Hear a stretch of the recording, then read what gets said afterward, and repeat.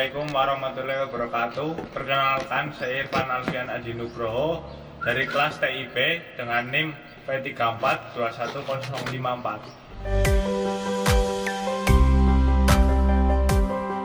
Di sini saya akan membumikan dan mempromosikan nilai-nilai Pancasila guna memenuhi ulangan akhir semester mata kuliah Pancasila.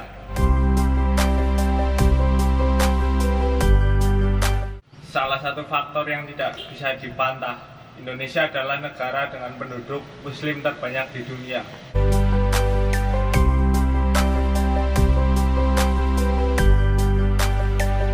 Ada 231 juta orang yang beragama Islam di Indonesia, yang mengalahkan negara-negara lainnya seperti Irak, Iran, Mesir, dan negara lainnya. Potensi mereka ini justru diincar oleh banyak negara untuk menancapkan pengaruh mereka di sini. Saudi sudah lama mencoba menanamkan Wahabisme ke Indonesia dengan mengucurkan dana-dana yang sangat besar melalui pesantren-pesantren dan masjid. Ideologi Wahabisme ini mampu bersaing dengan kelompok-kelompok Ikhwanul Muslimin yang menancapkan pengaruhnya di sini. Ditambah kelompok Hizbut Tahrir yang berusaha keras menjadikan negara Indonesia menjadi negara agama. Mereka mempunyai prinsip, kuasai umat muslim di sini, maka Anda akan menguasai bangsa Indonesia. Itu saja, sejak awal kita punya dua ormas Islam besar, yaitu NU dan Muhammadiyah.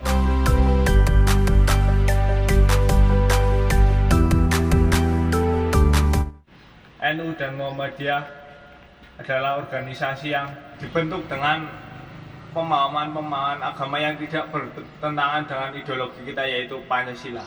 Bayangkan seandainya tidak ada ormas itu, sudah sejak lama negara ini pecah karena perang saudara. Bahkan bisa terjadi perang sesama antar agama hanya karena berbeda ideologi, hanya untuk menguasai Indonesia. Lihat saja negara Timur Tengah yang sibuk berperang antar klien untuk berusaha menguasai negaranya masing-masing. Dengan adanya kelompok-kelompok yang anti Pancasila, seenaknya menghina Pancasila sebagai berhala yang harus dihancurkan. Mereka juga membangun permusuhan-permusuhan dengan agama lewat simbol-simbol agama mereka, dan mereka juga membangun kekuatan untuk memaksakan kehendak supaya tunduk pada keinginannya. Beberapa dari penceramah itu memang ada yang punya banyak ilmu keagamaan hasil dari belajar dari Mesir dan Arab Saudi, tetapi yang lebih banyak lagi tidak punya dasar atau ilmu serta sama sekali tidak memiliki. Mereka hanya mengutip sedikit ayat, hadis, kemudian menghafalkannya, kemudian membungkusnya dengan dirinya sebagai label agama. Untung saja kita punya Pancasila.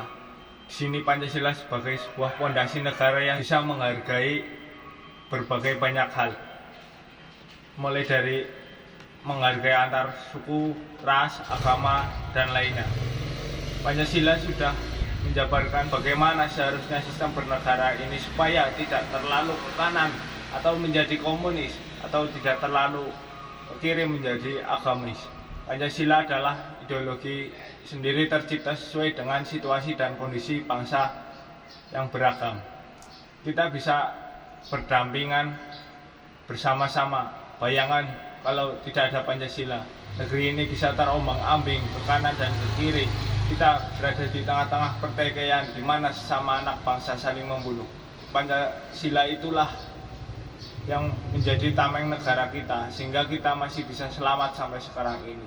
Dibandingkan negara-negara di Timur Tengah yang saling bertikaian karena perebutan kekuasaan, perebutan antar klien.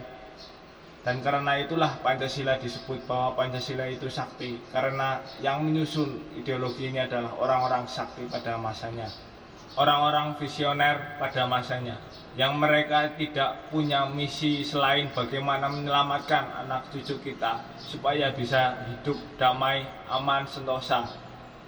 Tugas kita hanya gampang sekali, cuma menjaga warisan ini dari mereka yang ingin mengubah negara Indonesia menjadi komunis atau menjadi agamis dan isme-isme lainnya, karena kita sudah mempunyai satu ideologi, yaitu Pancasila. Sekian, terima kasih. Wassalamualaikum warahmatullahi wabarakatuh.